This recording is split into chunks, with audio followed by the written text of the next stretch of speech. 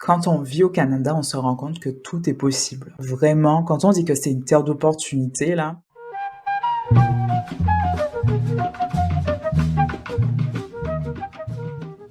Salut à toi qui écoutes, bienvenue sur Dumb Talk Podcast, le podcast Outre-mer. Ici on raconte le parcours de vie des personnes originaires de Guadeloupe, Martinique, La Réunion, Guyane et Mayotte. Nous sommes plus de 2 millions et nous voix compte et j'ai décidé de te les partager. Si mes épisodes te plaisent, je t'invite à les partager autour de toi, à les liker, à les commenter. Pour me soutenir, n'hésite pas à t'abonner à mon Patreon, le lien est en description. Retrouve mon actualité sur Instagram, Dumb Talk Podcast. Et je te laisse avec l'épisode du jour. Aujourd'hui, je suis avec Sandrine du compte Instagram soleil.immigration. Alors Sandrine, tu as 31 ans, tu es martiniquaise et tu vis dans la province du Québec au Canada. Tu es la fondatrice de l'agence Soleil Immigration, une entreprise de conseil en immigration et emploi au Canada. Comment vas-tu Sandrine? bah écoute, ça va super bien. Merci de me recevoir sur ton podcast aujourd'hui. Ah oui, bah ça me fait plaisir. Écoute, on a commencé à échanger un peu sur les réseaux et puis nous voilà en plein podcast, donc ça fait plaisir. Alors on va commencer par un petit quiz pour apprendre à te connaître de façon un peu ludique et décalée. Alors ça va être un quiz gourmand, hein, donc t'inquiète, ça va pas être le bac ou t'inquiète, c'est tranquille. Alors dis-moi Sandrine, t'es plutôt poutine ou tourtière? Poutine. Poutine, tu Ouais. préfères les frites? Ouais, ben en fait, ça m'a pris quand même plusieurs années avant d'aimer la poutine. Mais en fait, ce que j'aime, c'est que, tu vois, là où je vis, il y a un chef spécialisé en poutine, puis t'as genre 30 sortes de poutine. Donc moi, j'adore les trucs épicés, donc j'ai réussi à trouver en fait ma poutine qui me fait aimer la poutine. Ok. En fait, fallait vraiment la débusquer, quoi. C'était la spéciale, quoi. Exact. Ok. Mais la poutine de base, juste le fromage et la sauce, j'aime pas vraiment. Mais quand c'est plus, comment dire, agrémenté et tout, là, avec la sauce épicée, j'aime ça. Ok, d'accord. Fallait le petit quelque chose en plus qui rendait la chose Le petit spéciale, quoi, truc la poutine antillais, spéciale. tu vois, le truc des îles. On reste attaché à ses origines, même dans le froid et dans le Canada, quoi. Et au Canada. Ok, Complètement. très bien. Alors, juste pour nos auditeurs, est-ce que tu peux expliquer ce que c'est la tourtière? Tu connais t'as déjà goûté ou Oui. pas? Alors oui, en fait, la tourtière, c'est comme une tarte, mais une tarte avec une pâte par-dessus, en fait. Puis, du coup, en fait, plus simplement, c'est comme un gros pâté de la taille d'une tarte, je trouve. Donc, les pâtés antillais, là, qu'on mange pour Noël, mais c'est un peu le même concept. Il y a de la viande hachée dedans avec des épices et tout. Puis, c'est recouvert par une pâte, sauf que ça fait la taille d'une tarte. Je trouve que c'est un bon exemple, ouais. Ok, d'accord, ouais. C'est consistant. Je pense que si tu manges ça après, t'es calé, quoi. Mais en fait, c'est des parts, tu vois, tu manges comme une part de tarte. Puis souvent, ce sont des plats qui vont être consommés beaucoup pendant les fêtes de Noël ou pendant Pâques. C'est vraiment réservé à des moments particuliers dans l'année. Dis-moi, t'es plutôt colombo de poulet ou gratin de banane jaune? Oh là là, quel choix déchirant! Écoute, tu peux pas dire les deux, hein. Faut faire un choix. Bon, je vais y aller avec le gratin de banane jaune. C'est bien, très Ouais, bonne réponse. Parce que c'est mon plat j'adore. préféré, du coup, ça Oh, plus un pour moi. bon, on a des atomes crochus. C'est ça, exactement. Ouais, on se rejoint, on se rejoint. Et la dernière question, tu préfères l'hiver au Canada ou l'hiver en France? L'hiver au Canada. Pourquoi? Parce que, écoute, surtout, mettons, si on compare à Paris, parce que la France, c'est grand, là, mais tu sais, mettons, si tu compares l'hiver à Paris puis l'hiver dans le sud, c'est pas la même chose. Mais par exemple, l'hiver à Paris, c'est très froid et humide. C'est gris, pas vraiment d'activité le fun, là. Alors que l'hiver au Canada, tu peux faire du ski de fond, de la luge, de la randonnée. C'est beaucoup plus féerique, en fait. Donc, tant qu'à subir le froid, je préfère, ben, subir, c'est un grand mot, là, mais tant qu'à vivre le froid, je préfère le faire dans un environnement quand même où tu peux plus profiter, en fait. Parce que sans activité, je trouve que l'hiver, comme on dirait ici au Québec, c'est plate, c'est ennuyeux. C'est flat. Ouais. T'en as appris pas mal des expressions canadiennes? Ah ouais, maintenant, je te jure, je suis capable de faire le mix des deux, de traduire pour les personnes. J'ai comme mon combo, comme on dirait, mon mix d'expressions. Parfois, j'ai des expressions françaises, antillaises et québécoises. Les gens, ils trouvent ça génial. Mais je porte fièrement mes cultures. Oui, t'as raison, ça fait un beau mélange. Alors, je sais pas si on te l'a dit, mais je trouve que t'as l'accent quand même un peu québécois, un peu, non? Ouais, ben, avec le temps, oui, beaucoup de personnes me le disent. En plus, mon conjoint, mon mari, il est québécois, alors c'est clair que tous les jours, j'entends l'accent québécois. Puis dans la région où je vis, qui n'est pas Montréal, donc pour ceux qui se disent, ben, je vis au Canada, la région enfin, je vis dans la province du Québec, mais je vis pas à Montréal ou à Québec. Je vis vraiment dans une région plus dans l'est du Québec. Et donc là, il y a beaucoup, beaucoup, beaucoup de Québécois, en fait. Il y a moins de personnes de l'international, mais du coup, moi, j'ai été plongée dans la culture québécoise dès mon arrivée. Donc, je travaille avec des Québécois, j'en côtoie énormément. Donc, c'est sûr que au bout d'un moment, pour te faire comprendre et tout, ben, tu essaies d'adopter les mêmes mots que les autres. Puis après, ça vient au fur et à mesure, même dans l'intonation et tout ça. Ok, non, mais c'est super. Moi, enfin, en tout cas, les premières fois où je t'ai entendu, je me suis dit, ah oui, elle est vraiment au Canada. C'est pas, y a pas de doute, quoi, sur, sur sur le pays. Non, mais c'est cool, en vrai, c'est cool. Parce que ça fait combien de temps que tu y es, là? Ben moi, je suis arrivée en décembre 2017, donc ça fait déjà 5 ans et demi que je vis au Québec. Je suis arrivée directement dans la ville de Matane, qui est donc dans l'est du Québec, et ben je m'y plais en fait. Donc j'ai décidé de m'installer là. Ok, bah, t'as bien raison, t'as bien raison. En tout cas, c'est toi la Martiniquaise à Matane. Et du coup, quand je te dis Martinique, c'est quoi les premiers mots qui te viennent? Alors quand tu me dis Martinique, moi je pense famille, je pense culture, beaucoup. C'est sûr que je pense à soleil, veux pas. Et puis quand je disais culture, c'est autant la nourriture que tout ce qui est, mettons, associé à notre histoire, notre historique, etc. Mais c'est vraiment les trois mots qui me viennent d'emblée là, quand tu me parles de la Martinique. Qu'est-ce qui ressort de la culture martiniquaise pour toi, dans ton quotidien, par exemple? Dans mon quotidien, mais en fait, tu sais, je vis dans la province du Québec, comme tu l'as dit, et je me suis rendu compte que on a beaucoup de similitudes. Le Québec a beaucoup de similitudes avec la Martinique. Bizarre, mais je vais t'expliquer pourquoi. En fait, le Québec ils ont été colonisés par les Français au début, puis bon, les Français se sont fait battre par les Anglais, donc les Anglais, ils ont essayé d'assimiler le Québec, les Québécois qui parlent uniquement anglais. Et depuis ça, en fait, les Québécois, ils ont un peu ce côté, tu sais, résistance, le besoin de se sentir pas toujours compris par le reste du Canada. Tu sais, ils luttent en fait pour leur survie. Et je trouve que en matière de culture, ça ressemble beaucoup, beaucoup un peu à notre culture en Martinique, même les Antilles, les Dom-Tom en général, tu sais, ce côté un peu résistance. On existe en fait, puis on se bat pour défendre notre culture. Et en fait, c'est pour ça que ça me rappelle la culture. J'ai un peu divergé de la question que tu m'avais posée, désolée. Et non, t'inquiète, je me laisse transporter, tu sais, moi, c'est interactif, hein, y a pas de, t'inquiète. Je vais là où tu m'emmènes. Bon, super. Mais non, mais c'est vrai que de toute façon on le voit, le côté résistant, je trouve surtout, un exemple concret, c'est le titre des films. Au Québec, ils ne mettent pas de titre en anglais, ils traduisent en québécois. Et bon, des fois nous en France on rigole un peu, bon voilà, c'est un petit peu taquin, mais tu sens qu'il y a cette volonté voilà de préserver la langue et de pas se faire en tout cas manger par l'anglicisme quoi, enfin l'anglais quoi. Donc non, c'est une vraie réalité. La vie en Martinique pour toi ça ressemble à quoi? Alors, quand tu dis la vie en Martinique, ça ressemble à quoi? Quand j'y étais ou de manière générale? Oui, pour toi, quand y étais.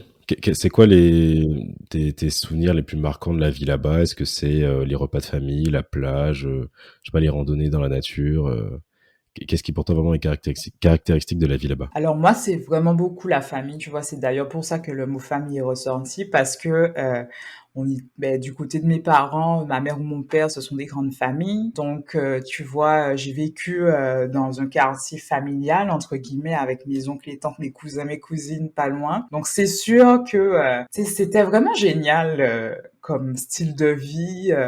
Tu sais, on s'amusait tout le temps ensemble, on était très famille, on faisait des repas ensemble, même si ça faisait des années, par exemple, qu'on ne s'était pas vus, mettons, parce qu'un oncle, une tante était en France, mais quand ils revenaient aux Antilles, on se voyait. Et donc ça, c'est quelque chose que j'ai vraiment cultivé au fond de moi, tu sais, ce rapport à la famille, le fait que, mettons, quand je rentre au pays, ben, c'est sûr que faut que j'aille faire le tour de tous mes oncles et tantes pour les saluer, pour leur dire bonjour. Donc, c'est vraiment quelque chose d'un souvenir qui est très marquant. Puis parfois, c'est un peu ce qui fait que j'ai un petit pincement au cœur quand je pense à mon fils qui n'aura pas, en fait, ces souvenirs-là.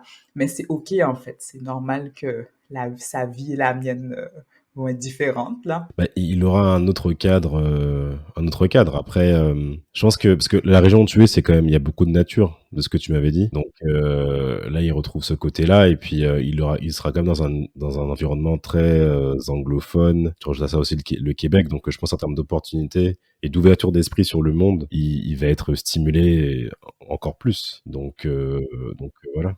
T'as eu l'occasion d'aller avec lui en Martinique pour l'instant ou pas encore? Oui, on a été donc à ces 6 mois, puis on souhaite y retourner justement cette année, là, en 2023, parce que je veux quand même qu'il puisse être en contact avec ses grands-parents, sa famille. Puis quand il sera plus grand, là, le but, mon objectif, c'est qu'il puisse aller passer un mois chez les grands-parents sans moi.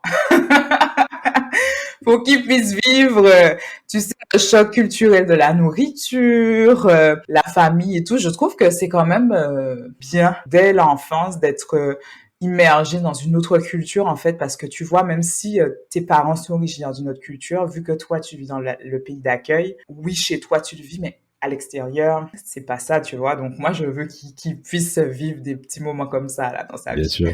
Ouais, qui goûte le tinamori le matin et des choses Ah comme ça, quoi. ouais. Qu'il aille chercher les fruits dans la savane, couper le coco et des choses comme ça. Non mais oui, non mais bien sûr. Et ça a pas trop fait mal les prix, les billets d'avion, parce que en ce moment, peut-être c'est moins cher depuis les États-Unis, enfin, je veux dire l'Amérique du Nord, peut-être. Ben en fait, je te dirais que c'est quand même pas donné, hein, mais c'est sûr que nous, on y va souvent en désaisonné, tu vois.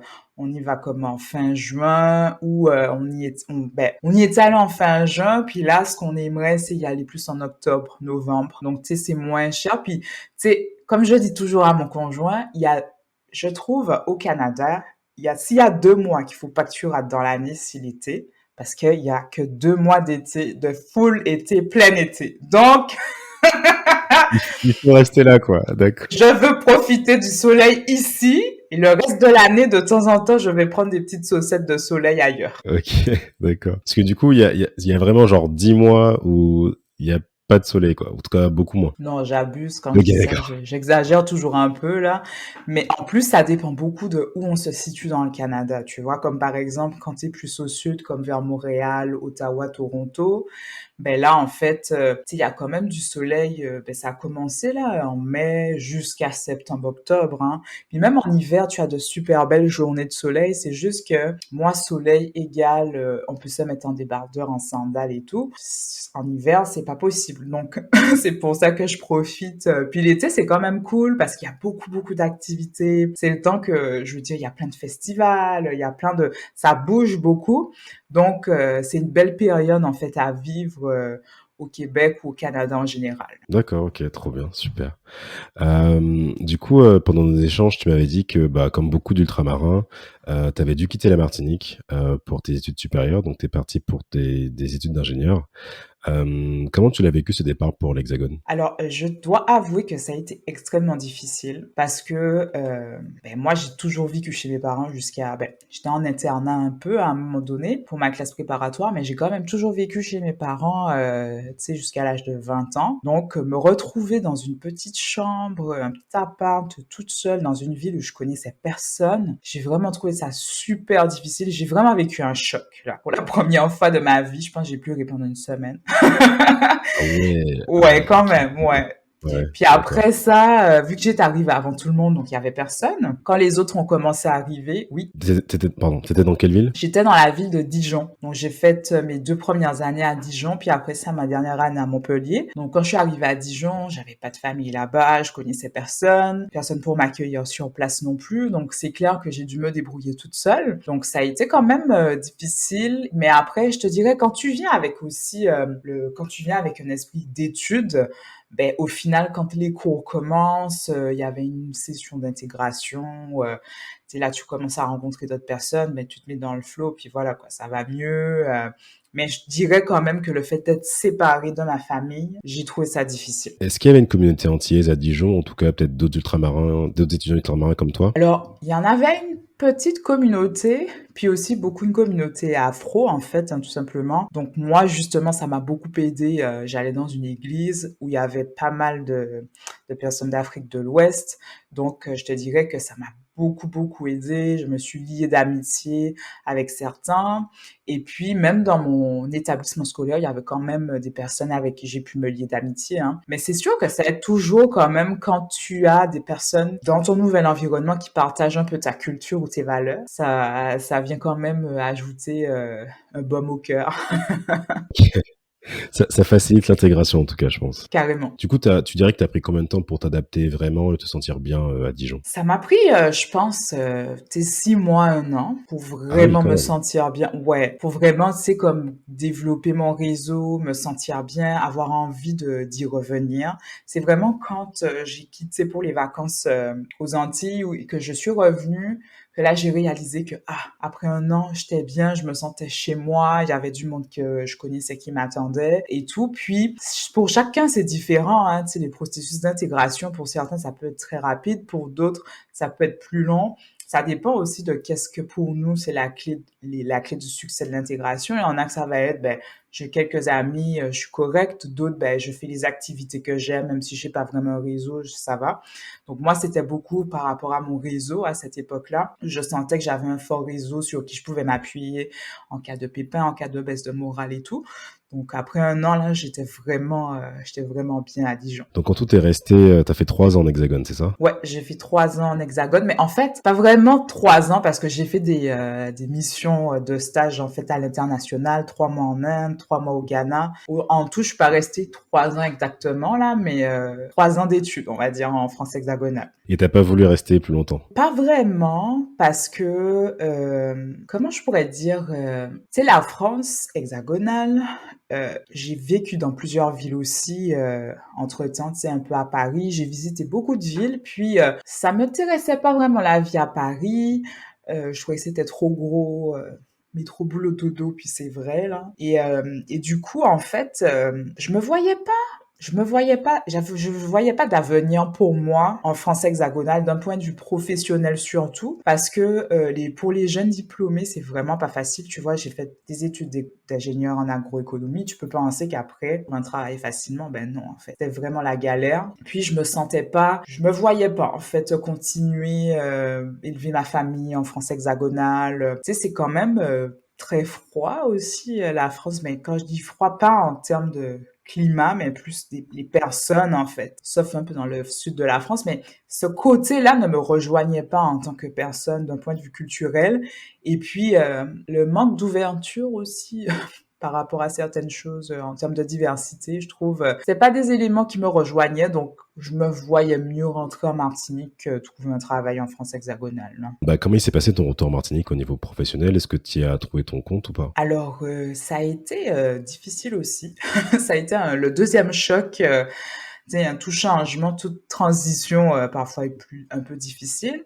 Tu sais, de quitter mon autonomie pour retourner chez mes parents. Oui, c'est un peu rough, comme on dirait au Québec. Mais en fait, d'un point de vue professionnel, j'ai pas trouvé ça facile parce que j'ai pas réussi à trouver d'emploi à la hauteur en fait de mes espérances, tout simplement. Parce que du coup, j'ai une question. Avec les études que tu as faites, tu pouvais, comment dire, travailler dans quel type de secteur? C'est l'industrie, la grande distribution? Enfin, c'était quel genre de poste? Avec, mettons, un diplôme en agroéconomie, moi, je pouvais travailler, par exemple, dans les ministères. Donc, c'est pour ça après que j'ai travaillé donc à la DAF, là, le département de l'agriculture et de l'agroalimentaire, le détachement en fait du ministère de l'Agriculture, mais en Martinique. Je pouvais travailler aussi pour des entreprises agricoles pour analyser leur système économique, voir s'ils sont rentables, etc. J'ai été à la Chambre des commerces. La chambre d'agriculture, pardon. Donc, tu sais, il y avait quand même plusieurs structures et organisations tout ce qui transite autour de l'agroalimentaire slash l'agriculture. J'aurais pu travailler dans ces structures-là. Mais comme tu le sais, aux Antilles, souvent les personnes, quand elles trouvent un travail, elles vont y rester, en fait. Elle le lâche pas, ouais, c'est clair. Exactement. Alors du coup, c'est difficile, ça laisse pas beaucoup de place aux nouveaux diplômés, sauf si tu as un phino, tu connais quelqu'un, etc. Ou sinon, ça donne accès à des postes qui sont sous-payés, en fait. C'est vraiment ça qui m'est arrivé, que j'ai accepté consciemment, hein. Il n'y a pas de... Comment dire, je me disais, ben, ça va être un tremplin pour moi pour la suite. Mais c'est juste que ça a été une grande désillusion pour moi parce que tu sais, je revenais au pays en me disant, bon, ben là, j'ai étudié, je vais apporter mon savoir, mes compétences. J'étais tellement comme motivée, je travaillais vraiment beaucoup. Puis en fait, j'ai constaté que j'avais aucun pouvoir parce que les politiques qui étaient pas prêtes à aller dans une avenue de changement. Et ça a été difficile pour moi. En fait, j'ai réalisé, je me suis dit, mais je suis pas du tout en phase avec ce qui se fait en ce moment. En fait, je suis une autre étape où, en tout cas, j'avais de la difficulté, puis je commençais à avoir un peu d'amertume, puis j'étais mal là-dedans. Parce que ouais, j'imagine, moi en tant que jeune diplômé, tu te dis bah je vais rentrer au pays, rapporter mes connaissances, pouvoir avoir un impact, un changement. Et quand tu vois que tu te retrouves confronté à la réalité qui est que bah certains eux ils sont bien dans leur façon de faire et quand tu fais des propositions bah ils t'écoutent pas ou en tout cas t'es pas considéré. Je pense ça surtout que c'est un peu paradoxal parce que du coup tu sais au pays ils disent que oui bah les jeunes partent mais quand il y en a qui rentrent on leur donne pas leur chance donc c'est un peu paradoxal. Et du coup t'as fait combien de temps en Martinique? T'es resté J'ai combien de fait temps? un peu moins d'un an parce que Ah oui, justement, c'était ouais, rapide, c'est hein. ça. Ouais, ça a été un passage express rapide. Ben en fait, j'aurais pu rester plus longtemps là, mais c'est sûr que quand j'ai eu l'opportunité de m'installer au Canada, j'ai beaucoup hésité. Hein, je veux pas te mentir parce que la Martinique, c'est quand même le confort, la famille, la sécurité, etc. Aller ailleurs, c'était vraiment sauter dans le vide. Mais j'ai pris cette décision-là parce que je trouvais justement que j'avais fait le tour. Puis je travaillais, comme je te disais, au détachement du ministère de l'Agriculture, la DAF. Du coup, ça me permettait de connaître tous les acteurs dans le milieu agroalimentaire et agricole. Tu sais, j'ai réalisé aussi que il y a rien qui me correspondait au moment où j'étais là. Après, c'est sûr que ça fait déjà 5 ans et demi, donc les choses ont sans doute évolué. Là, je veux pas non plus porter que le négatif. C'est juste que dans mon secteur d'activité, à cette période-là, il n'y avait pas vraiment d'avenue pour quelqu'un comme moi qui aspirait à plus, en fait. Après ce passage éclair à la Martinique, pourquoi avoir choisi le Canada comme bah, terre d'expatriation? Alors, le Canada, au début, pour être totalement transparente avec ceux qui nous ont écouté ce podcast, c'était vraiment parce que à l'époque, j'avais un chum, comme on dirait au Québec, un copain qui était originaire du Canada parce que, comme je vous l'ai dit, moi, j'ai beaucoup voyagé, fait qu'avoir un copain sur place dans un pays, c'était pas idéal pour moi vu que je voyageais beaucoup, donc on avait une relation à distance et tout, puis on avait convenu que peut-être que j'allais le rejoindre. Moi, j'étais pas du tout chaud à l'idée de le rejoindre au début parce que je voulais retourner en Martinique. Moi, je voulais qu'il vienne en Martinique, mais finalement, quand j'ai constaté un peu que au niveau du travail, ça allait être compliqué pour moi en Martinique, je me suis dit bon, ok, pourquoi pas le Canada. Donc, c'est sûr que j'avais ce premier tremplin-là par cette personne-là. Mais ce qui s'est passé, et c'est là où en fait, je veux insister parce que on peut se dire, là, finalement, elle a rejoint quelqu'un, mais non, ça s'est pas passé comme ça. Finalement, Dis-nous genre, tout, dis-nous tout. ouais, c'est ça, je vous dévoile les coulisses de ma vie. Mais en fait, un mois avant mon départ, on s'est séparés, malheureusement. Et là, en fait, je n'avais plus de lien, je n'avais plus de contact, j'avais plus de pied à terre au Canada. Et donc, la question s'est posée, est-ce que j'y vais ou j'y vais pas? En sachant que pour ceux qui nous écoutent, connaissent un peu le Canada, j'avais un permis de travail ouvert, donc un PVT, qui me demandait d'arriver au Canada max, genre en janvier 2018, puis on était en novembre 2017 quand ça s'est passé. C'était chaud les mangos, comme je dis souvent, puis puis il fallait que je fasse un choix qui aurait des conséquences. Je pouvais pas me permettre d'attendre. Ça me tentait pas d'arriver en janvier en plein hiver. Donc là, en fait, je me suis questionnée vraiment. Puis quand j'ai constaté que bon, finalement, en termes d'évolution professionnelle, j'avais fait le tour. Je me voyais pas repartir en France hexagonale, ni aller dans un pays en voie de développement. Je me suis dit bon, je l'ai mon permis, je vais faire l'essai. Il y a personne de ma famille était chaud pour que je parte. Tout le monde m'a dit mais Sandrine, qu'est-ce que tu vas faire là-bas? Je vous jure, si j'avais écouté mon entourage, je serais jamais au Canada au moment où on se parle. Parce que j'ai eu vraiment beaucoup de résistance en fait. Et finalement, j'ai pris ma décision parce que moi je suis quelqu'un qui j'aime essayer les choses. Je me suis dit au pire, je vais rentrer chez nous puis c'est pas grave. Donc c'est comme ça que j'ai pris ma décision de quitter la Martinique. Mais je vous dis franchement, j'avais, comme on dirait ici, j'avais la chienne quoi. J'avais peur parce que je me disais je sais pas dans quoi je me lance en fait. J'ai aucune idée j'avais pas vraiment préparé non plus mon projet.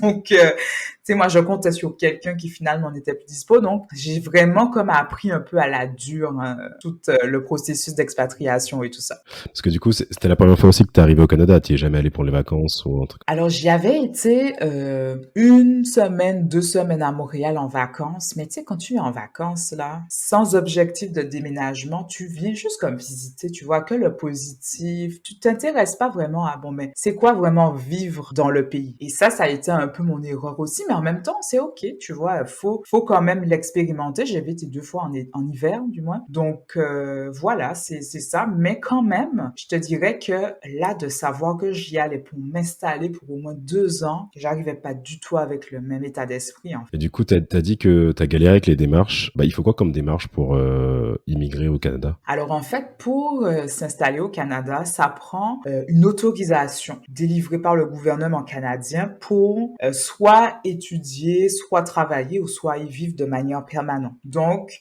pour obtenir ces autorisations-là, il y a plusieurs programmes par lesquels on peut passer. Dans mon cas, comme je vous ai dit, je suis passée par le programme Vacances-Travail, le PVT, pour avoir un permis de travail. Donc, c'est ça. Donc, on peut pas dire du jour au lendemain, OK, guys, moi, je m'en vais au Canada, j'arrive, puis advienne que pourra. Oui, tu pourras, tu peux faire ça, mais tu seras considéré comme un touriste, donc tu pourras pas travailler, tu pourras pas étudier. Donc. Comment t'as fait du coup? Est-ce que t'as trouvé un travail facilement arrivé une fois au Canada? Alors, comme je vous ai dit, j'ai vraiment appris à la dure. Donc, moi, à la base, on se rappelle, je m'en allais pour exercer en tant qu'ingénieur agroéconomiste au Canada. Je trouvais pas mon compte dans les îles. Mais quand je suis arrivée ici, j'ai compris après quelques semaines que je ne pouvais pas exercer comme ça parce que en France, ben, une fois que tu es diplômé, tu sors de l'école d'ingénieur, tu as ton titre et c'est OK. Alors qu'au Canada, tu fais tes études et après tu dois passer un examen qui te permet d'avoir le titre d'ingénieur. Puis là, on s'entend que l'agriculture et l'agroalimentaire entre la France et le Canada, donc l'Europe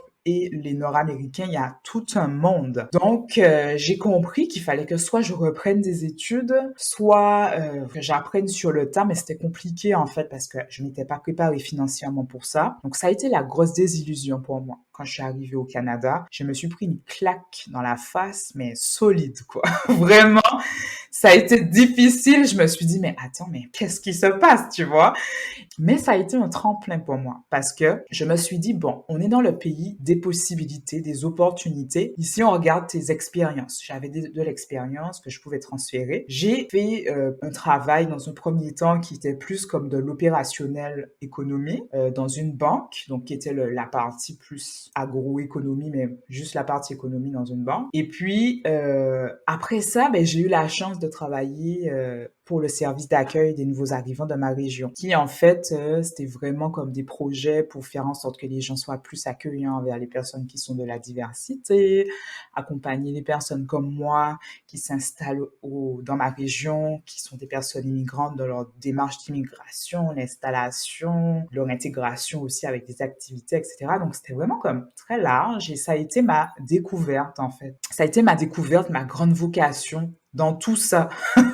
Il y a du positif qui en est ressorti. Bah oui, heureusement. Comment ça s'est passé ton intégration au Canada? T'es arrivé directement au Québec du coup? Oui, alors je suis arrivée directement au Québec, donc j'ai fait une nuit à Montréal, puis je suis arrivée le lendemain à Matane. Pour la petite histoire, quand je suis arrivée, il faisait -16, puis il y avait une grosse tempête de neige. C'est comme si c'était une tempête tropicale, mais à la place de la pluie, c'est de la neige. Moi, j'avais jamais Oh vu là ça, là. la maison tremblait, je me disais, Ouais. mais oh my God, je suis où là? Mais ça fait des belles histoires à raconter. Ouais, c'est clair. Mais après, tu savais que ça aurait été comme ça. Enfin, peut-être le voir, c'est surprenant, mais est-ce que t'avais conscience ou pas? Non, t'avais pas du tout. Ok. Tu Pas pensais que c'était du genre tout conscience de ça. Ah ouais? Ok. Je Ben, en pensais que fait, genre c'était l'hiver comme en France, mais un peu plus dur, mais pas à ce point-là, quoi. moi, je m'étais dit, ben, tu sais, en France, moi, j'avais jamais vu de tempête d'hiver, tu sais, où les routes sont fermées, tu peux pas circuler, tu restes chez toi. Tu vois, aux Antilles, bon, les tempêtes tropicales, pardon, oui, comment dire, on le connaît, là, mais je m'attendais pas, en fait, à ça. Du tout, du tout. Je comprends. Ok. Et oui, du coup, c'était sur ton intégration. Du coup, comment t'as développé un cercle social via ton travail? Comment est-ce qu'il y a des associations, par exemple, je sais pas, haïtiennes ou caribéennes? Comment ça s'est fait ton intégration à Matane, du coup? Alors moi, j'ai vraiment eu la chance d'arriver dans une ville où il y a un service d'accueil au top, hein. Je dis pas ça parce que je travaille là-dedans, mais à l'époque, quand je suis arrivée, j'y travaillais pas. Et en fait, c'est une association. Maintenant, c'est une association qui est financée en partie par le gouvernement du Québec, justement. Donc, la vocation, c'est vraiment d'aider les nouveaux arrivants, donc les personnes immigrantes qui s'installent dans la région, à justement développer un cercle social. En fait, quand je suis arrivée, c'est sûr que bon, t'es un peu craintive et tout. Puis il y avait des activités, des événements qui se tenaient. Donc, moi, j'y étais. Puis c'est comme ça que j'ai rencontré tranquillement d'autres personnes. La personne à l'époque qui travaillait dans le service d'accueil, elle m'a aidé pour ma recherche d'emploi, mettre mon CV à la canadienne. Moi, j'ai un peu appris sur le tas parce que j'ai eu beaucoup de refus avant d'avoir finalement mon emploi. Tu mettais la photo et tout ou pas? Parce que je crois Non, que pas de euh, photo. ouais, c'est ça, il y a pas de photo, ouais. Ouais, Parce que le pas de CV US, photo. il faut pas mettre de photo, ouais. Exactement. Donc, tu vois, c'est des petites choses comme ça que j'ai appris. Puis finalement, grâce à ces activités-là, j'ai rencontré mon conjoint, qui est maintenant mon mari. Donc, c'est vraiment ça qui, moi, je vous dis franchement, pour les personnes qui, peu importe où vous êtes, dans quel pays où vous êtes, c'est important comme de faire le premier pas. Et je me rappelle de cette soirée où, clairement, j'avais pas du tout envie d'y aller toute seule. Et je me suis dit, non, Sandrine, il faut que tu ailles. Et c'est cette soirée-là qui a tout débloqué pour moi pour la suite. C'est après cette soirée-là que j'ai décidé vraiment, bon, ok, je m'installe à Matane, même si j'ai pas de travail, même si j'ai pas de logement, je m'installe. Et puis, tout s'est débloqué, en fait, après pour moi, là, c'est vraiment, quand j'y repense, c'est quelque chose, ouais.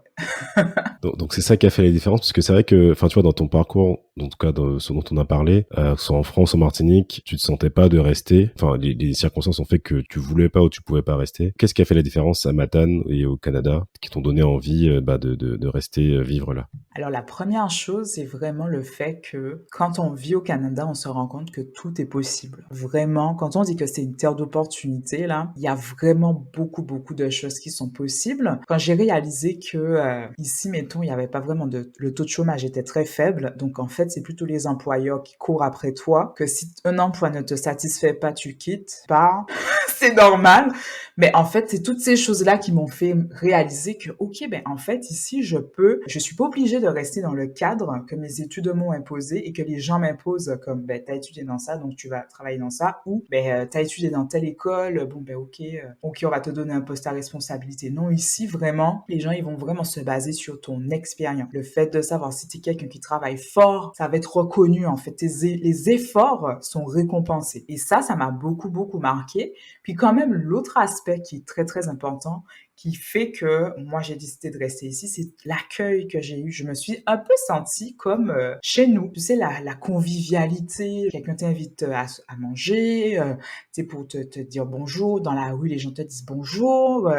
Tu sais, ce côté-là, puis le fait aussi qu'on est proche du fleuve, donc ici, on appelle ça un fleuve, mais en fait, c'est un peu comme le canal entre, mettons, la Martinique et Saint-Lucie ou la Martinique et la Dominique, tellement c'est large. Donc, ça me rappelait un petit peu la Martinique, tu vois. Alors, je me suis dit, ah, ouais, ça me correspond. Ce style de vie-là, ce mode de vie-là, où j'ai pas besoin de courir après mon temps, où, au contraire, je dois trouver des activités pour, mettons, combler mon temps. Puis, le fait de me sentir soutenue en fait, peu importe ce que j'allais faire, puis le fait de savoir que ben, ici je peux tout quoi. En fait, il y a pas de limite, hein. Personne ne te compte. C'est toi ta propre limite en fait. Donc ça m'a vraiment vraiment beaucoup marqué. Puis je le vois encore que tu peux avoir des comment dire des promotions à ton emploi, mais comme ça quoi. Alors qu'en France, il aurait fallu que ben là l'ancienneté de ci de ça, c'est incroyable. Et puis moi je m'imaginais pas, tu vois, à 31 ans avoir ma maison au Canada. En fait, l'accès à la propriété aussi, c'est beaucoup plus accessible qu'en France. Donc, ce sont ces petites choses-là qui font que je me projette plus, en fait. Mais je garde toujours la Martinique dans mon cœur, là, attention, hein, Bien je sûr, précise, bien hein. sûr, bien sûr.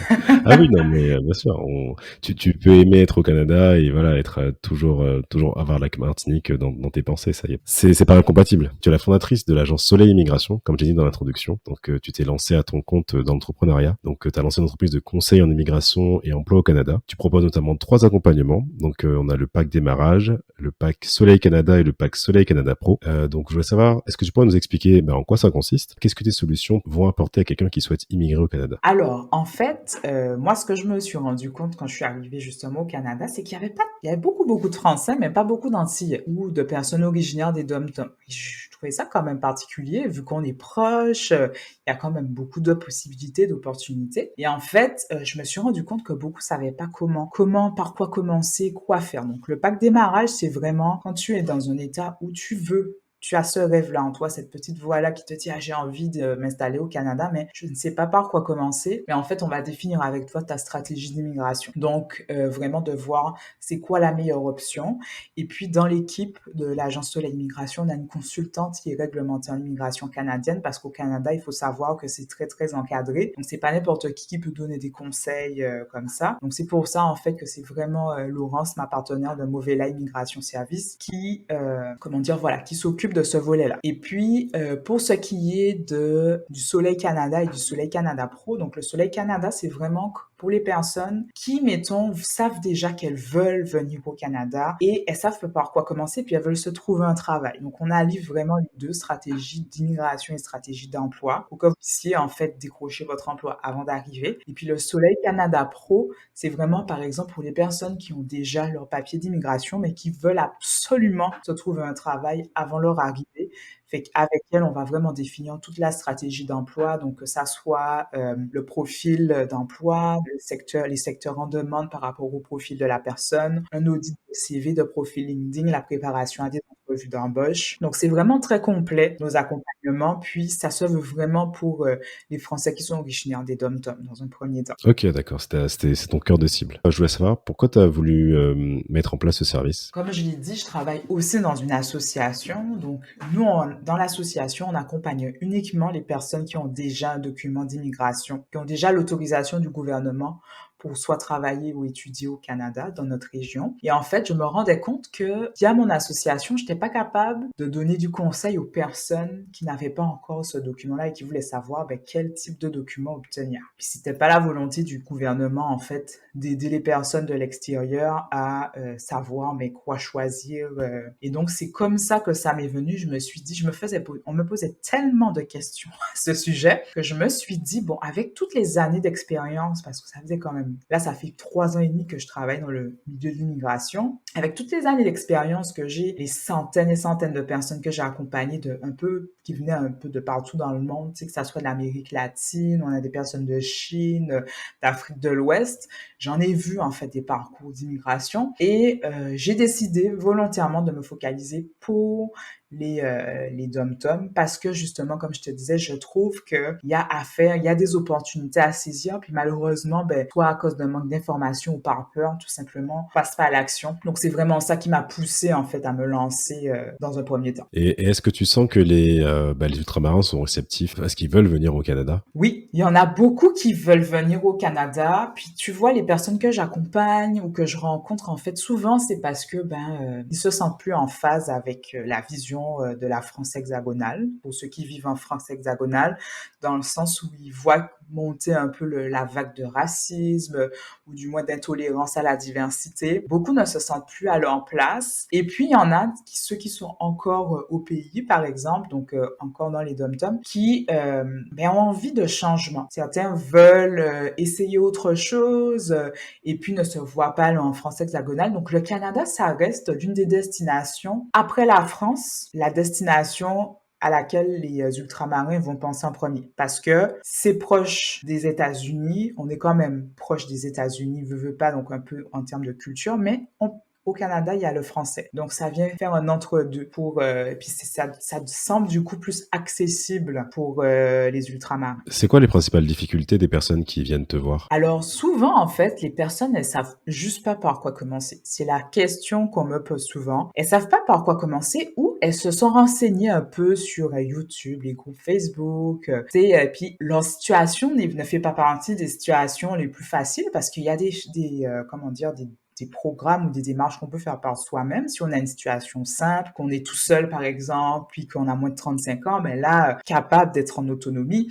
Mais dans d'autres cas, mettons qu'on a sa famille, puis qu'on a un travail bien établi soit en France hexagonale ou dans les dom-toms, on n'a pas envie de se tromper. Donc, c'est souvent ce genre de questionnement-là, mais est-ce que c'est la bonne option? Qu'est-ce que je devrais choisir? Donc, c'est beaucoup ce questionnement-là que les gens ont, puis parfois la crainte un peu de savoir, est-ce que ça va me plaire? Est-ce que je me fais pas une idée, un film?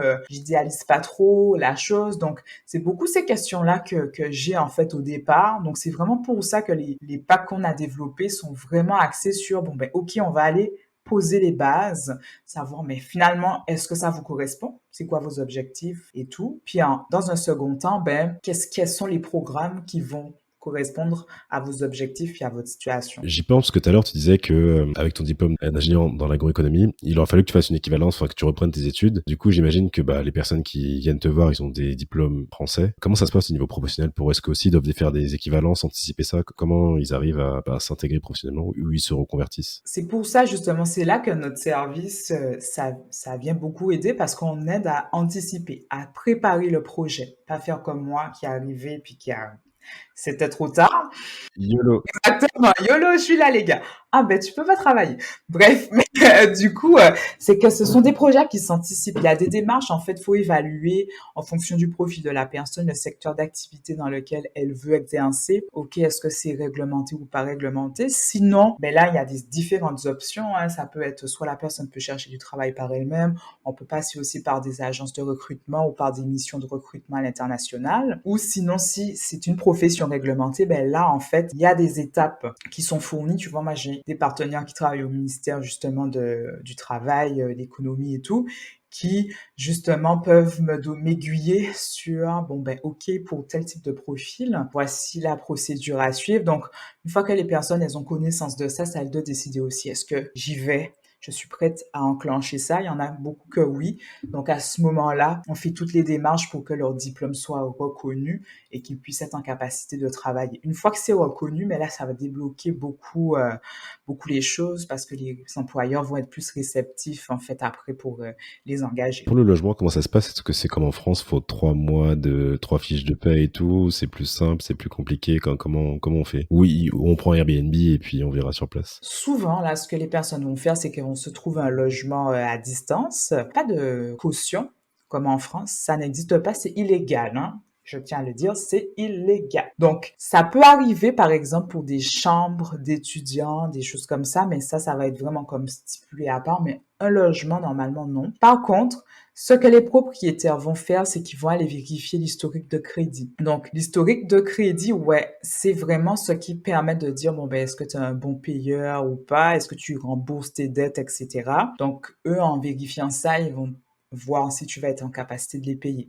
Par contre, c'est sûr que quand on est nouvel arrivant, on n'a pas d'historique de crédit au Canada, là, parce que c'est pas du tout le même système qu'en France. Ici, le crédit est beaucoup plus valorisé. Il faut avoir des crédits pour être en capacité d'avoir un historique, alors qu'en France, on évite d'avoir du crédit. Bref, le but, en fait, après, c'est peut-être de passer soit par des courtiers immobiliers qui vont rechercher dans la location de logement. Par contre, la problématique en ce moment par rapport au logement, c'est qu'il y a une pénurie de logements dans plusieurs régions, en fait, du Québec. C'est très difficile. Donc, il faut s'y prendre d'avance. Il faut pas penser que j'arrive dans un mois puis je trouve un logement, là. Non. Vous pouvez trouver un Airbnb en attendant, là, mais ça va coûter pas mal cher, là. Donc, on s'y prend d'avance. On passe par des courtiers ou sinon aussi des agences de relocalisation. On a une agence ici à Montréal qui est Mobility Canada qui fait justement la relocalisation. Donc, c'est-à-dire qui vous accueille à l'aéroport, qui vous trouve un logement depuis les Antilles, par exemple, à Montréal. Donc, si vous avez les moyens, vous voulez pas vous prendre la tête, c'est banco. Ok, trop bien. Super. Parce que du coup, tu as parlé de crédit. C'est le credit score comme aux États-Unis, c'est ça? Ouais, c'est le même concept. Ouais, c'est le même concept. C'est vraiment comme la culture nord-américaine, hein, basée sur le crédit. Plus t'as si t'as une carte de crédit, faut que tu l'utilises pour que tu prouves que tu rembourses. Donc ça fait partie aussi des différences culturelles qu'on apprend sur place. Quand on arrive. Ok, Ouais. d'accord.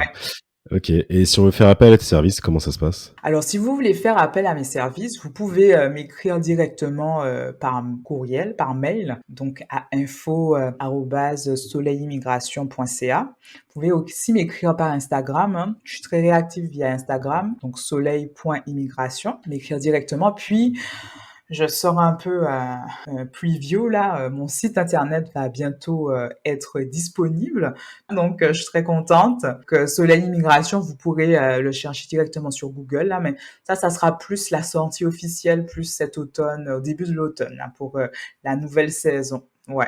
D'accord, super. Ben, des exclusivités sur Dumtalk, vous avez vu. Yes! Donc restez connectés et allez cliquer sur Soleil Immigration.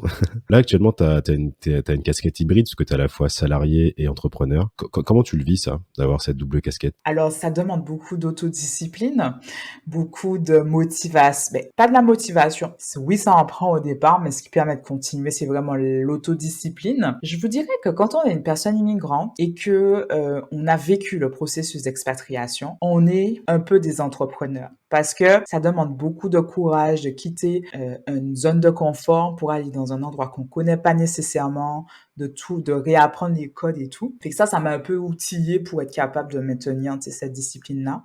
C'est sûr que j'essaie de trouver un équilibre entre ma vie de famille, je suis maman, épouse, le travail, puis tu sais, j'ai besoin aussi de temps pour moi là, donc. Mais c'est sûr que ça demande beaucoup de travail au début. Puis j'ai réduit mes, tu sais, franchement, j'essaye d'être, j'ai réduit mes heures au niveau du salariat parce que ben mon entreprise, c'est important. Puis tranquillement, justement, le but, c'est que je puisse, comment dire, me consacrer à 100% à l'entreprise. Donc voilà, ouais, c'est l'objectif final. Tu as changé de voie professionnelle. Comment tu as vécu le fait de ne plus utiliser ton diplôme d'ingénieur? Cette transition, est-ce que ça a été juste un au revoir, bon ben on passe à autre chose, ou c'était un peu difficile enfin, comment tu l'as vécu? Alors en fait, ça a été difficile pour moi au début parce que c'est quand même beaucoup, beaucoup d'investissement. Tu sais, pour obtenir un diplôme d'ingénieur en France, tu passes des concours nationaux, pendant 2, 3 ans, t'as plus de vie, quoi. Donc du coup, j'ai trouvé ça difficile en fait que mon diplôme soit pas reconnu après tous les sacrifices que j'avais faits.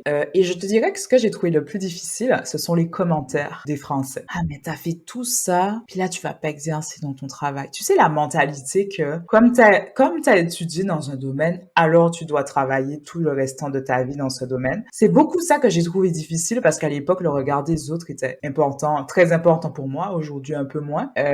Donc c'est ce que j'ai trouvé difficile, tu sais, de me faire dire ben là comme si c'était vécu comme perçu comme un échec, tu vois. Donc pendant un moment, je l'ai vécu un peu comme un échec en me disant ben là ça veut dire que mais finalement, ça a été pour moi un tremplin qui m'a conduit vers un succès. Donc c'est là où j'ai vraiment réalisé que oui, tout dépendra de la perception que j'avais de la problématique, mais demain matin, je pourrais décider que je retourne travailler en tant qu'ingénieur en agroéconomie. Il suffirait simplement, vu que j'ai ma résidence permanente, maintenant je pourrais décider de reprendre des études à côté de mon travail et puis c'est ça en fait le Canada, c'est que si demain matin je décide que je veux exercer, je pourrais le faire. Donc c'est pour ça que je le vois plus maintenant. J'ai maintenant la mentalité nord-américaine, hein, pour être totalement transparente avec toi. The sky is the limit, c'est ça? Ouais, exactement. En fait, de me dire, ben, j'ai acquis beaucoup d'expérience de par justement j'ai acquis toute l'expérience de la méthodologie de travail. Tu sais, c'est très rigoureux. Donc, tout ça, je l'ai, je m'en sers en plus pour mon travail. Tu sais, maintenant, je suis coordonnatrice dans mon emploi salarié. Je coordonne du monde. Fait que c'est des choses dont je me sers, tu vois. Par contre, les thématiques spécifiques techniques sont différentes. Et si demain matin, je voulais retourner, comme je te disais, je pourrais. C'est juste que, ben, non. Pour le moment, en tout cas, en date du 7 juin 2023, ben, c'est pas ça qui m'anime, en fait. Au carité là pour l'instant, au carité là. Yes. Ok, très bien. Du coup, bah, là, ça fait 5 ans et demi que tu es au Canada. Comment tu vis l'éloignement avec la Martinique? Alors, je te dirais que au départ, je le vivais pas si mal que ça quand je suis arrivée en solo, parce que ben, je rentrais de temps en temps en vacances et tout. Depuis que j'ai un enfant, je le ressens plus parce que c'est la facilité de déposer ses enfants chez ses grands-parents, enfin chez tes parents et tout ça, je l'ai pas. Donc, ça a été un deuil, honnêtement, que j'ai dû faire après mon accouchement. Ma mère, elle est venue quand même un mois, donc ça a aidé. J'ai vraiment, en fait, c'est ça. Quand elle est partie, je me suis dit ah ok, c'est ça que j'ai pas quand je suis loin de ma famille, mais c'est un choix que j'ai fait. Donc, je vis avec les conséquences de mon choix, mais c'est un compromis dans le sens que, en contrepartie, mon fils, tout ce qu'il va avoir, comme tu disais au début du podcast, la double culture, l'ouverture vers le monde, ben C'est ça, je serais pas prête, en fait, à quitter le Canada complètement pour m'installer en Martinique. Moi, mon rêve de vie, là, mon objectif, c'est de vivre 6 mois au Canada, 6 mois en Martinique, tu vois. Donc, je suis rendue là, puis je travaille fort pour que ça puisse se réaliser. Mais c'est sûr que je pense le côté, je pense que ce que une personne immigrante, un expatrié peut trouver le plus difficile, c'est si t'es très, très, très proche de ta famille, que t'es tout le temps chez eux, ben peut-être que tu vas trouver ça difficile, mais on finit par s'adapter. Moi, j'ai des amis qui peuvent me donner un coup de main. Donc, c'est ça, c'est développer son réseau pour venir compenser l'absence de la famille, puis ces amis-là deviennent ta famille, en fait. Bah, de toute façon, je pense que en tout cas, t'as fait le bon choix en termes professionnels, parce que du coup, t'as une activité que tu peux faire en ligne et tu peux exercer de n'importe où, parce que, bah voilà, ton business, il est en ligne, donc si demain tu peux bouger où tu veux. En tout cas, t'auras cette liberté géographique. J'espère, je prie pour toi pour que, bah, ça fonctionne, tu vois, parce que je pense que ce sera l'idéal, tu vois. 6 mois au soleil et du coup, tu fais les 2 mois d'été, au Canada et après tu repars à Martinique pour continuer le bronzage, tu vois. Et Ouais, voilà. carrément. Mais je reviens en hiver parce que mon conjoint, il aime vraiment beaucoup l'hiver. Lui, il skie. Alors, je crois pas qu'il va accepter de Ok. pas vivre l'hiver au Canada, tu vois. Donc, on va faire un compromis à ce niveau. Et toi, tu skis aussi? Tu sais skier ou pas? Ouais, bah écoute, moi je suis plus ski de fond, donc qui est plus un peu comme randonnée, mais quand même de la vitesse, hein, avec les descentes et tout. J'ai essayé le ski alpin quand même, hein, mais après ça, je suis tombée enceinte, du coup, bah, je pouvais pas en faire parce que c'est quand même dangereux. Mais ouais, c'est vraiment cool. En fait, tu sais, ici, on a une station de ski dans ma ville à 5 minutes du centre-ville, enfin 15 minutes du centre-ville. Donc du coup, le week-end, bon, ben tu vas passer la journée là, tu te loues tes équipements. C'est pas si cher que ça, donc c'est vraiment avantageux là. Mais le prochain objectif, c'est que mon fils, l'année prochaine, son père va lui apprendre à faire du ski. Trop Ça va bien. être cool. Il aura sa première étoile alors, trop bien. Stylé. Non, franchement, je trouve à ce niveau-là, il est chanceux parce que, enfin, tu vois, moi, j'ai fait du ski, je suis allé, je crois, il y a 2 ans, donc j'avais 27 ans. C'est un pote de mon école de commerce et tout, qui m'a invité à Grenoble. Mais en fait, tu sais, quand t'es adulte à ce niveau-là, t'as peur, en fait, de tomber. En fait, t'as peur de la vitesse. Et quand tu vois que tu prends de la vitesse, t'es là, mais comment ça s'arrête? Et Ouais. tu vois, la seule solution, c'est de tomber, tu vois, mais à la vitesse où tu vas tomber, tu vas te faire mal, du coup, t'es là, mais, enfin bref. Donc, t'as un gros stress et tout, enfin, une grosse peur. Et je pense que, ouais, enfin, comme tout, en vrai, hein, si tu commences le plus tôt, c'est mieux, et je pense que petit, après, plus ton cerveau, il retient le positionnement, enfin, la coordination pour bien skier, après, ça roule tout seul. Mais ouais, c'est vrai que s'il peut apprendre au plus tôt, ce sera mieux, comme ça, Ah il ouais, glissera carrément. tranquille, tu vois. Comme le patin aussi sur glace, c'est ici le sport national au Canada, c'est le hockey. Puis écoute, tout le monde sait patiner. Moi, j'arrive, je sais pas patiner, tu vois. Donc, mais ici, ça c'est dans le sang, quoi. C'est tu sais ça, quoi. Tu nais avec des patins sur les pieds. Ils commencent à 2 ans. C'est sûr que c'est une culture. Je trouve que c'est un mix de culture assez intéressant là pour lui. Est-ce que tu pourrais nous décrire un peu ton quotidien dans le sens, quelles sont les spécificités du mode de vie bah, au Québec, dans ton quotidien, qui sont totalement différentes que de la Martinique ou de l'Hexagone? Alors, les différences de mode de vie, je dirais, ben, ici, les heures pour manger, ben, déjà, par exemple, petit point orthographe là, donc le petit déjeuner, c'est le déjeuner. Le déjeuner en France, ça, c'est le dîner au Québec. Puis le dîner en France, qui est le soir, c'est le souper. Ok. En termes de mode de vie, les gens, ils soupent très tôt. Ils mangent le soir très tôt, surtout en hiver, en fait. À 17 heures, les gens mangent, quoi. Alors qu'en France, c'est le goûter, quoi. Ah ouais, c'est clair. En Martinique, c'est le goûter. Tu Mais finis ton petit c'est biscuit, quoi, ton petit lu, quoi. exactement. Donc ça, tu vois, c'est une grosse différence. Il y a aussi beaucoup, mais c'est très axé sur l'hiver, hein. Quand on est en hiver, tu vois, c'est un autre mode de vie complètement différent. Les gens, tu sais, on hiberne un peu en hiver, quoi. Tout est tranquille, tout est plus calme. Donc, tu sais, tu fais un peu moins d'activité. Tu rentres plus tôt chez toi, tu te lèves, il fait nuit, tu rentres chez toi, il fait nuit. Donc ça, ce sont des petites choses quand même qui font qu'on s'ajuste. Sinon, en matière, mettons d'un point de vue professionnel, par exemple, ben, au travail, les gens, ils sont beaucoup plus friendly, plus amicaux. qu'en Martinique, en fait. En Martinique, oui, on est cool, mais tu sens toujours que ton supérieur, c'est ton supérieur quand même, tu vois. Il va te le faire comprendre. Tu n'auras pas besoin de lui donner. Il va te le faire comprendre. Alors qu'ici, c'est beaucoup plus, tu sais, mettons, ton supérieur peut être à côté de toi dans une soirée, tu sais pas que c'est lui qui est ton supérieur, tu vois. Donc, les gens, ils sont pas axés sur la hiérarchie comme nous. Et puis, une chose aussi qui est qui m'a beaucoup marqué, c'est par rapport aux personnes âgées. Ici, les personnes âgées veulent aller dans des maisons de retraite pour montrer qu'elles sont autonomes, qu'elles vont pas être une charge pour leurs enfants. Alors que chez nous, on sait très bien que c'est les enfants qui vont prendre soin de leurs parents par après, tu vois. Et ça, vraiment, c'est pas que... Moi, au début, j'étais un peu choquée. Je me disais, mais voyons, les enfants envoient leurs parents en maison de retraite comme ça. Aucun cœur. En tout cas, tu vois quoi, un peu la critique facile et tout. Puis en fait, j'ai vraiment compris que ce sont des personnes âgées qui veulent tellement conserver leur autonomie, leur indépendance, que c'est elles en fait qui demandent à aller dans des maisons de personnes âgées. Ici, il y a des maisons de personnes âgées de luxe, hein, donc tu sais, t'as ta piscine, bref, ton petit appart, tes activités, club social. Donc c'est vraiment ça m'avait beaucoup marqué, tu sais, vu que c'est très prononcé chez nous, le respect des aînés, donc le fait d'en prendre soin. Et que je dirais que c'est des petits éléments là qui me viennent en tête comme ça. Bah écoute Sandrine, là ça fait plus d'une heure qu'on parle, ça a été un super échange. On arrive bientôt à la fin du podcast, mais j'ai encore quelques questions à te poser, donc reste avec moi. Si je t'appelle là et que je veux immigrer au Canada, est-ce que tu pourrais me donner 3 raisons de venir au Canada? Alors, 3 raisons de venir au Canada. Un, l'ouverture à la diversité. Comme je disais, il y a beaucoup, les politiques prennent position contre le racisme pour que tout soit reconnu au même niveau.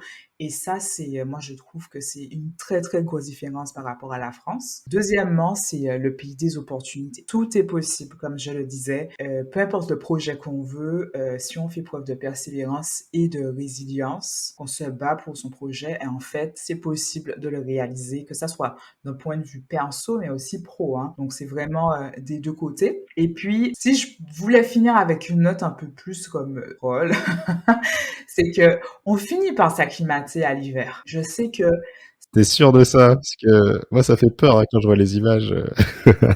je te dis que quand, par exemple, tu quittes, mettons, on est dans le printemps et commence à faire chaud. Moi, j'ai eu chaud, là, il y a 2 semaines. Je me suis plainte de la chaleur, alors qu'il faisait que 20 degrés, quoi. En fait, c'est pour vous dire que bien habillé, avec les bons habits, protège bien, on finit, en fait, par s'habituer. J'ai pas dit qu'on va forcément aimer ça, mais ça devrait pas être un frein, en fait, à l'immigration. Il y a des gens qui détestent vraiment le froid, ils se voient juste vivre en débardeur. Bon, ben là, c'est le Canada, c'est pas pour vous. Mais si vos objectifs de vie, comme sont super importants, vous voyez vraiment vivre au Canada, ben faut pas vous arrêter au froid en fait, parce que ça se dépasse. Puis le truc qui est le plus ouf, c'est quand on a des enfants, eux, ils ont pas froid quoi. Peuvent jouer toute la journée dehors là, dans la neige là, au calme. C'est incroyable, ouais, c'est incroyable. C'est vraiment nous les adultes, tu sais, qui avons comme, surtout quand on avait l'habitude du froid, mais c'est pour ça que je vous dis, faut pas s'arrêter juste à ça. En fait, si c'est juste ça qui fait que vous dites, ah ben non. Oui, puis je pense qu'au Canada, il y a quand même... Enfin, de toute façon, on le voit, hein, les infrastructures sont faites pour les grands hivers. Je sais que, parce que j'étais allé en vacances là-bas quand j'étais ado, et je sais que certains centres commerciaux, des fois, sont en souterrain. Enfin, tout est pensé pour que la vie continue malgré les tempêtes de neige et tout. Alors que, de toute façon, on l'a vu, hein, il y avait eu une année là où il y avait eu, à Paris, tout le périph' avait été arrêté parce qu'il y avait genre 1 centimètre de couche de neige. Il y a un Québécois qui réagit, il a dit poussière. Parce que du coup, la journaliste, elle disait, il y a une tempête de neige et tout. Et lui, il a dit, dans la vidéo, il a dit, tempête de neige, c'est de la poussière. Enfin, avec l'accent et tout. Bon, je le fais pas. Mais, du coup, voilà. Donc, la vie est vraiment adaptée là-bas pour le grand froid et l'hiver. Et je pense que, enfin, tu le vois, toi, dans ton quotidien. Exact. Qu'est-ce qui t'a donné envie de participer à ce podcast? Moi, je trouve que c'est une excellente initiative de donner la parole aux ultramarins parce que ben, souvent, tu vois, comme je disais au début, je trouve que les ultramarins ont un peu des résistants, un peu des... Tu sais, on nous a souvent brimés, puis je trouve que ça continue encore. Le gouvernement, faut dire ce qu'il est là, fait donner la voix, que chacun puisse s'exprimer, puis tu sais que ça soit des expériences positives de retour au pays ou des personnes qui ont des parcours différents. Moi, je trouve que ça permet aussi de donner des modèles aux jeunes, de voir que ben voilà, moi je peux me projeter, me dire ben si le Canada m'intéresse, oui, ou ben je vis en France hexagonale depuis des années, ben je peux envisager un retour au pays. Donc, tu sais, c'est d'être en capacité d'avoir des modèles, des personnes à qui on peut se référer. Et moi, je trouve ça super, en fait, c'est génial, là, qu'on puisse, en fait, avoir accès à ça. Bah, super, merci, ça fait plaisir. Et pour finir, si tu avais un message à faire passer aux Martiniquais, lequel serait-il? Ben oui, ben écoutez, si jamais vous pensez au Canada dans un coin de votre tête, puis que vous savez pas trop, en fait, par quoi commencer, vous sentez perdu, vous avez envie de tenter l'aventure, vous savez pas si c'est possible, mais en fait, arrêtez de rester avec ça dans votre tête, parce que dans 10 ans, on se retrouve, puis vous serez au même endroit. Passe à l'action, écrivez-moi, envoyez-moi un petit mail, ou écrivez-moi par Instagram, si vous voulez que ça soit plus friendly, et on regarde ensemble si c'est faisable. Et puis, ce que j'aime à dire aussi, c'est que les Martiniquais, les Ultramarins, on est des résistants, on est des combatifs. Alors, peu importe votre projet, ben, battez-vous pour l'avoir, là, Canada ou pas Canada, on se bat pour avoir ce qu'on veut. Ok, super. Bah, super message, j'approuve de ouf. J'aime beaucoup. Mais voilà, bah, en tout cas, chers auditeurs, je vous remercie d'avoir écouté cet épisode. Merci à toi, Sandrine, d'avoir participé. Merci d'avoir accepté l'invitation. Comme elle l'a dit, retrouvez ses services sur Instagram, bientôt sur son site internet également, qui sera bientôt en ligne. Voilà, donc n'hésitez pas à lui écrire à soleil.immigration si vous avez besoin de conseils et d'accompagnement pour immigrer au Canada. Et voilà, bah, je vous dis à très bientôt pour un prochain épisode. Un lot de soleil et plus fausse. À bientôt. Salut. Merci, Nicolas. Je t'en prie. Je te remercie d'avoir écouté cet épisode. Retrouve le podcast sur Instagram, DomTalk Podcast. Il est disponible sur toutes les plateformes d'écoute, Spotify, Deezer, YouTube, Apple Podcast et SoundCloud. Je te dis à bientôt pour un prochain épisode. Peace, Foss, un lot de soleil.